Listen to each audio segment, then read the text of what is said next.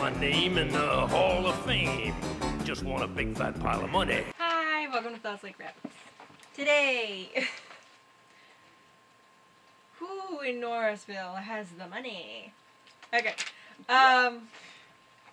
so after her having watched the show several times over,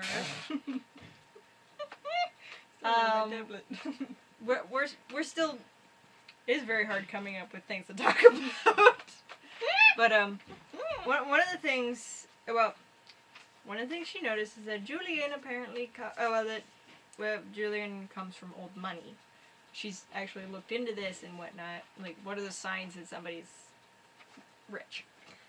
And here we actually came up with a who has the most monetary worth versus who has the least. And because the show doesn't give specifics about who has what money, they do show you through their characters and how they act if they have money. Mm-hmm.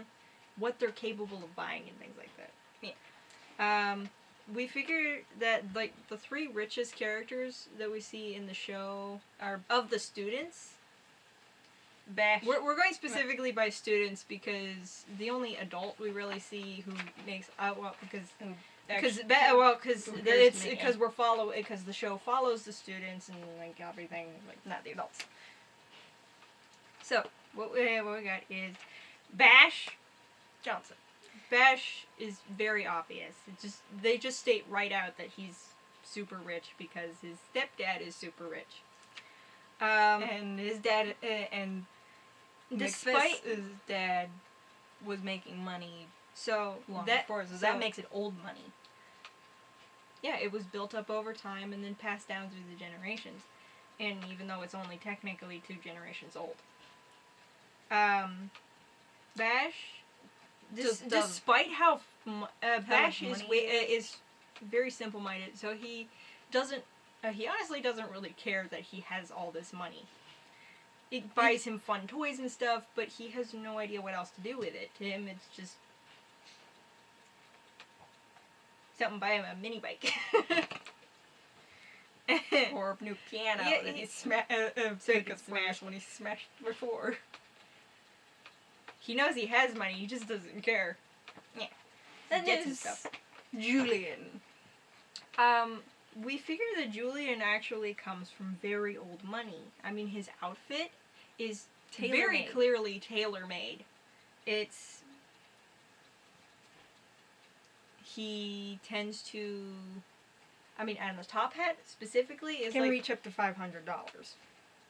So does the theremin he plays. And judging by the fact that it's damaged on a regular basis, he's able to get it fixed all the time. Occasionally it could cost more than the hat itself. Yeah, and then there's the episode where he got split in two. Well, on his birthday episode, he's the one who put a deposit down for his party, own birthday. My illusionarium! You can forget about your security deposit, kid. The last time we had a birthday party at a roller skating rink or somewhere special, it was like half arcade, half roller rink, and that was like $750 for what we had, for what we set up. And we also have a large family. He had more people involved, and it was a magic emporium. So yeah, those are likely expensive, especially because he lives in Norrisville, which is already proven to be a very expensive place to live. Yeah, poor people would have no choice but the poorest people would have no choice but to leave. Mm-hmm. Which is why you don't. Then there's the people. And then he has a theremin, and it's like theremins are like super expensive. The highest price is like $500. I actually looked that up, but it's and he has 2 of them. He's got a little one and he's got a regular sized one. And it's like the little one you don't actually get to see. The big one you do get to see because he brings it on stage. and gets a tomato thrown at him. Put your hands together for Julian and his creepy theremin!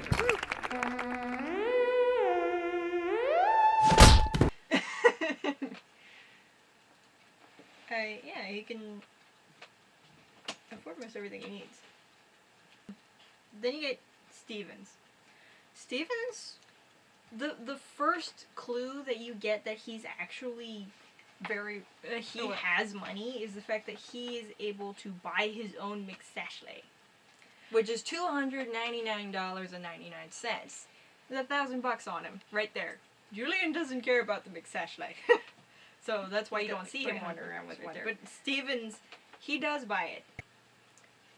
Trombones in and of themselves are also pretty expensive. Yeah, so it's the cleaning supplies for it and everything. Any replacement parts. And he plays that thing pretty constantly. But judging by the way he dresses and whatnot, I think he comes from relatively new money in comparison to Bash. Like, I wouldn't be surprised if because of the way he acts and his general disregard for people, I wouldn't be surprised if his dad is a little bit more of a con man. Maybe his dad's a con man who makes money faster than most by scamming people, and is very good at it. So he doesn't have to worry about money so often. And he's passed down some of that con artist skills to his son, who uses it to get dates. And those are really the only three we can think of who are rich. Really rich. Then I think. Then you get high middle. I think Randy and Howard both fit closer into the high middle class. And Morgan, her parents teach dance, so they have their own dance studio and everything. Yet she's still able to afford her own style of clothes, which considering how much pride she has in herself, I wouldn't be surprised if it's actually relatively expensive clothes. Yeah. Plus, she's part of a dance troupe who probably also gets trained by her parents. She probably gets them a discount. Howard, his dad only got bumped up a couple of steps, and then he could afford a pool. To have a pool installed, which is really expensive. Howard rarely gets an allowance, but when he does, it's a really high allowance. But he's also a high spender, which is why he runs, as soon as he's got money, he uses it. Within one day. No, within the hour. Well, within an hour. I mean, he has a lot of get-rich-quick schemes, which is... I mean, yeah, he sold off an entire ninja. Used ninjas. Yeah, and used ninja stuff. He gets thousands of dollars and spends it all on food in a matter of minutes. That's the poor spending. Randy has a high allowance, but he spends it all on Howard within a week. Yeah, Randy has a better mind better mindset when it comes to spending money, because he does limit it a little more than Howard does. And I think Randy's parents know full well Randy is feeding Howard most of the time. That's why they give him a high allowance instead of just letting Howard buy his own food. Because Howard is a very poor spender. Yeah, I would guess that Randy's parents... And I think video games on a fairly regular basis. Given how we never see Randy's parents, I would guess his mom... Randy even moves to a different house at the end of the series, so he can be closer to Howard, and it's that also takes a lot of money, and it's you gotta have a lot of money beforehand because your house might not sell immediately while you go and get that other house. Mm-hmm. So yeah. I mean, and then we think the middle class would fall more on Flute Girl, Teresa, Doug, and Dave. Flute Girl lives in a cul-de-sac. We actually get to see her house. It's it's a one-story house. She's got very little furniture, but her mom does have a vase, which Howard breaks. Enough. Well, apparently, I would guess it would cost enough for it to be an issue. Because she did get pretty mad about it. Because she got really mad about it. And kicked them both out of the house. I mean, yes, it was her parents' property that he destroyed. She also lives in a one-story house, which is a smidge cheaper. I mean, and they also don't have that much furniture, so I think more money goes into the house than it goes into the stuff in the house. Yeah. Teresa, her clothes, that she's a low spender. Her school buys a baton for her, as well as her uniform. I mean, and like Becky, I don't think she really changes out of it all that often. You never actually see her in the show buying anything. You do see her occasionally browsing, but you never see her buy anything. So she may actually have a better handle on how to spend money. Because she probably learned how to do that from Julian, who people from old money know how to keep from poking holes in their money safety net. So yeah, she would have learned that from him and Julian. Doug, we figure, is in the middle class because he doesn't act like he doesn't act like he's got money issues. But you you also notice that he doesn't wear the most fashionable thing. He wears more or less what's comfortable and within a comfortable price range. Mm-hmm. So probably that's what we figured. Most of the kids, I think, falls into this category. Goodwill or something. Most of the kids fall in this category because we honestly don't get enough about the other characters to be able to determine most of this. Debbie's also fits in the middle. Yeah, as I said, most other people. And then we got Dave, who's also there, but he's got cheap suspenders. Berets are like $15 or less. You can get them for $15. His sister might be one of, we think one of his sisters. So. I mean, we think he's got a sister in the Dancing Fish, but like the only way you can tell is that she's got a beret that matches his, and she's got a similar skin tone to him. I wouldn't be surprised if it was like his parents decided to keep an eye on, just be able to pinpoint them, all of their kids in a crowd, by making them all wear matching berets. They probably have. It's possible that Dave has a large family. So mostly younger siblings. We suspect. Well, she suspects that at least. Another thing is, I mean, your next question is, what about the accordion? I just looked up prices on accordions, and the type of accordion he's got, which is the ones with the no buttons, it's like $700, and that might actually lean more towards Julian, due to the fact that he's friends with Julian, and Julian had probably dragged both Teresa and Dave and Juggo into a music store. When he went to get his theremin, he saw Dave playing with an accordion. And Julian being the good friend he is, sees Dave is finally having an interest in something. I'm going to buy that. Yes, I'm going to buy you that accordion. And I wouldn't be surprised if this was like when they were much younger, when Julian didn't care much for being evil. No. Or having a... No, I'm thinking like maybe about 10 or so, because, I mean, most people refer to him as Accordion Dave. Howard refers to him as Accordion Dave, and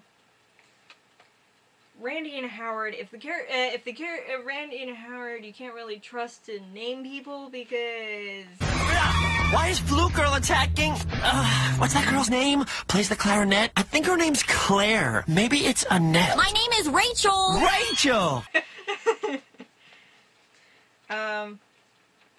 Actually, I wouldn't be surprised if Rachel's on the a little lower in the low middle category, because, well, I think we actually suspect that she's actually the daughter of Mrs. Driscoll and Mr. Driscoll. Mr. and Mrs. Before he died, they probably had like one kid.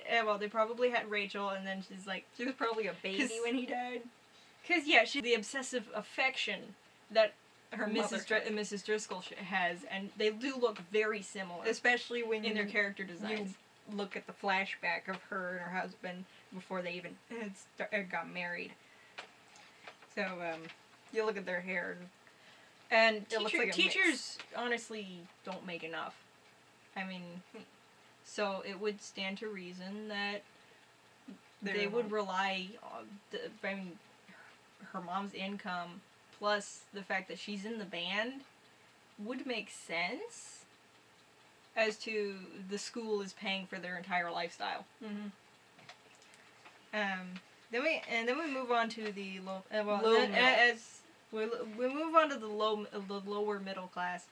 I don't put anybody poor on here because due to the fact that you don't actually see any form of poor people. You see a poor cat, but they don't really show poor people. Just because I think poor people on the streets. I think the poor people are usually just leave Norrisville because they Because really it's can't afford it. Because the low middle class, we would put Juggo.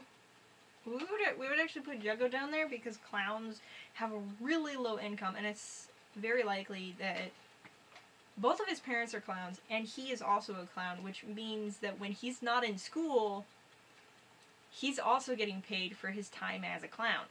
Yeah. So he never takes off his makeup because he probably goes directly home, works, and then goes to bed. Well, works on his homework, then goes to bed. And that's probably also why you don't see him hanging out with Julian all that much outside of school. So he has to help his parents with their income. Then we got Bucky, who you can see through the entire show that he is a cheapskate. Yeah, it's like well, usually in fiction we built this supposition based on the fact that usually in fiction when you have a single mother, they're typically either a nurse or a waitress. They've got a job as a waitress, and waitresses make even less than clowns do. And you look at the house Bucky lives in, and the walls, when he smashes through them, you can clearly see the poor. It is only wood. Yeah, it's got like little to no insulation. Absolutely no insulation. All you see is when he bursts through the wall, what you see is splinters and wood. Hey, ain't you performing with the band tonight, sweetheart? May have been an animation choice, but that may have also been like Kind clue of. to his income choice. Yeah, Bucky tends to overwork himself, but you also see him. He doesn't buy anything. I mean, in the one time, and you see him come out of a store. The bottle of water is glowing. That means he filled it up in a. If he had bought the bottled water, it's possible that it would have stayed clear and he wouldn't have been affected and started digging like everyone else. But no, he goes into the store. When he comes out, he's got a water bottle with glowing green, which is only connected directly to the water system in this. So And he doesn't likely spread carries through. that water bottle with him all over the place.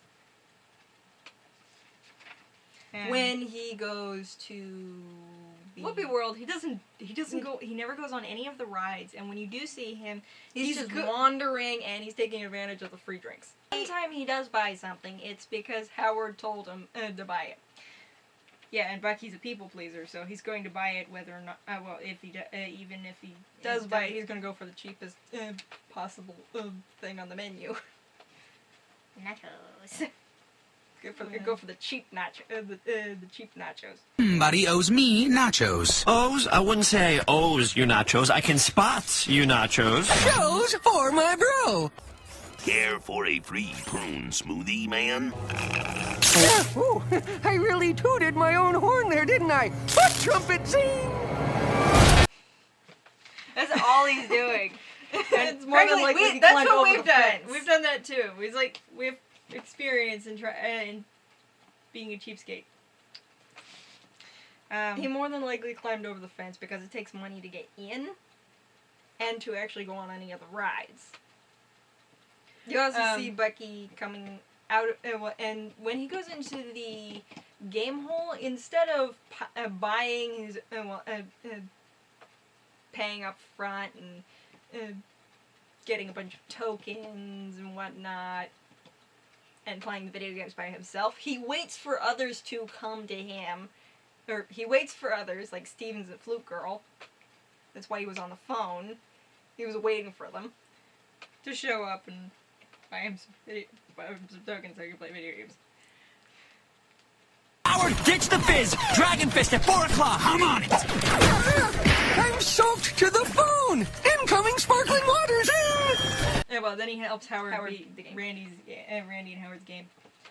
On Randy's token. And I think the guy who runs the place actually likes Bucky due to the fact that he always warns him when people are going to be charging in. Ah, there's a monster on the loose!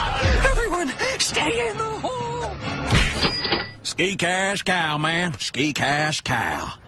For safety. So that he can just amp up the price. He is the early warning system. Greg's game hole. So yeah, it's like, well, he also makes the school pay for most of his clothes. He always goes around in uniform, whether it be the gym clothes or his band uniform, and the school pays for both of those. Mm-hmm. So the only thing the school doesn't pay for is his socks, his shoes, and his underpants. They also don't pay for his food. Yeah, there was this one time, just one little scene. You see him holding up his phone. It's a really cheap phone. He has one of the cheaper phones in the show. It doesn't have the McFist logo on it or anything. Just only means it's like 1/3 the price. And he's holding a cup of soda in the other hand. Everybody else is eating lunch in the cafeteria, which is a very set price. Which is a very set price. A cheapskate is more likely to run all the way to a fast food joint where they can get a really big meal for really little money. Yeah, if he goes to like the $7.50 that would normally be his lunch money, and when Bucky plays a video game, it's more along the lines of how much can I play on just one token alone.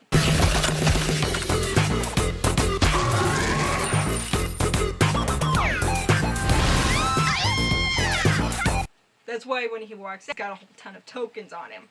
Because then he can go in and out, and play whenever he wants without spending all that much money. So, he's a people-pleasing cheapskate. But it's probably more than likely that he has a reason for being a cheapskate, other than just naturally being a cheapskate. Yeah. He's an NFP, which are natural cheapskates. Good at keeping money, never good at making money. So it kind of helps being a cheapskate when you don't know how to handle money. Their instruments are also a really good indicator of how much money they have. Yeah, the triangles are super cheap. Trombones, theremins, they're very expensive. Guitars. Flutes are somewhere in the middle, mainly because with flutes they're really easy to clean, and the only thing you have to read every once in a while. It does take some money. So Randy and Howard, they got their money from, they got their instruments from a kid named Hart, who probably lived in who probably had a rather rich family. Yes, due to the fact of what kind of instruments he got, which are definitely not cheap. Yes, he got all the best equipment, and then they ruined it. Yeah. In other words, they kind of stole from him. Yeah. So, Howard and Randy are terrible people. So, yeah. Randy's better than Howard. That's everybody we've got listed. So, thank you. bye. Bye. In Mazuma, El Dinero, wanna be a millionaire. Give me money, money, money, money, money.